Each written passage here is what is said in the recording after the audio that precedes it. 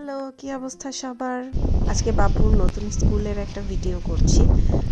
অনেকেই জানে আবার অনেকে হয়তো জানে না যে গত মাসে অর্থাৎ জানুয়ারিতে আমরা ঢাকা থেকে যশোর শিফট করেছি।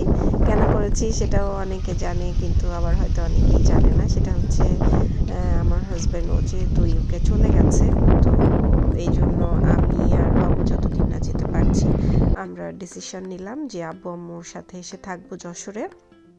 তো যশোরে বাবুকে এই স্কুলে আমি ওকে ভর্তি করিয়েছি। আমার ধারণা বা খোঁজখবর নিয়ে যতটুকু জানতে পেরেছি, স্কুলের পড়াশোনার মান বেশ ভালো এবং ক্লাস 2 পর্যন্ত এখানে ব্রিটিশ কারিকুলামটা ফলো করে। বাবু যেহেতু ঢাকাতে একটা ইংলিশ মিডিয়াম স্কুলে ছিল, তো ওই জন্যই আমি এখানে ভর্তি করেছি। আর এখানে ভর্তি করানোর আরেকটা সবচেয়ে বড় কারণ হচ্ছে স্কুলের ক্যাম্পাসটা এত সুন্দর। আমি পুরোটা একটু একটু করে ভিডিও করেছি। আমি সেটা সবার সাথে শেয়ার করার জন্যই এই ভিডিওটা বানালাম। তো আজকে বাবুর স্কুলের প্রথম দিন, এই যে এখানে অ্যাসেম্বলি হচ্ছিল, আমি দাঁড়িয়ে দাঁড়িয়ে দেখলাম আর আমার ছোটোবেলার স্কুলের কথা মনে পড়ে যাচ্ছিল। তো এই যে বাবুকে ক্লাসে নিয়ে আসলাম, ওকে মিসের সাথে আর যে মিসের হেল্পিং হ্যান্ড থাকে তার সাথে ভালো করে পরিচয় করিয়ে দিলাম। ওয়াশরুম বা অন্যান্য যেগুলো থাকে ও যাতে একটু বুঝে নেয়। তো যদিও এই স্কুলের ওয়াশরুমের বিষয়ে আমি একটু কমপ্লেন দিব ইন ফিউচার, কারণ খুব বেশি ক্লিন না। আর এই যে এখানে বাচ্চাদের অনেক ছবি আঁকা, কবিতা লেখা, এগুলো সুন্দর করে অ্যাটাচ করে রাখা আছে, দেখতে ভালোই লাগছে। তো এখানে ওকে আমি কেজিতে ভর্তি করিয়েছি। এখন ওর ক্লাস চলছে আর আমি এই ফাঁকে পুরো স্কুলটা ঘুরে ঘুরে দেখছি। ওর হচ্ছে মর্নিং স্কুল, বা সব বাচ্চাদেরই মর্নিং স্কুল। তো আর এখানে স্কুল বাসও আছে। তো এখনই আমি ওকে স্কুল বাস দিচ্ছি না, দেখি ভবিষ্যতে হয়তো দিতে হতে পারে, কারণ আমার বাসা থেকে বেশ দূরে স্কুলটা।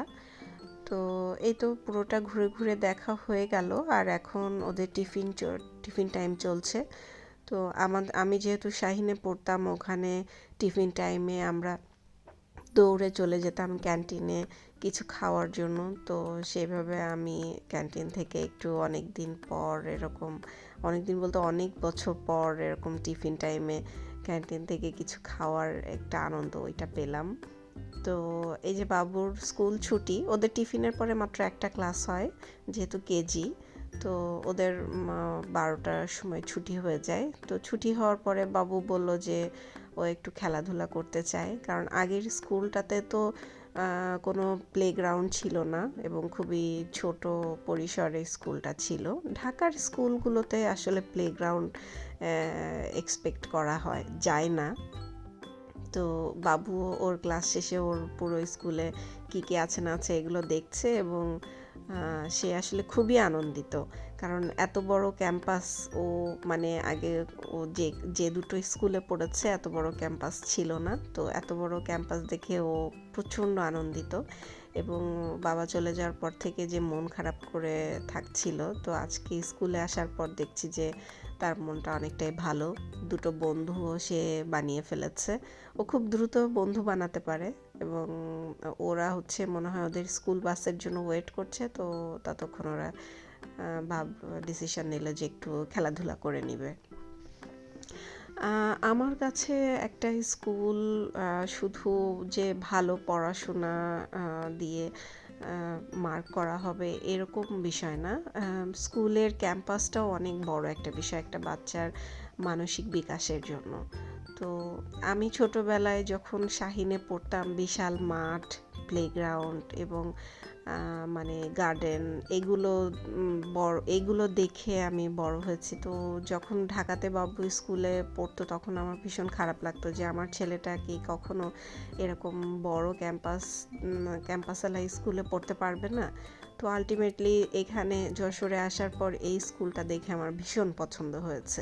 এছাড়াও যশোরে আরও ভালো ভালো অনেক স্কুল আছে হয়তো, কিন্তু এখানে আমার দেওয়ার একটাই কারণ।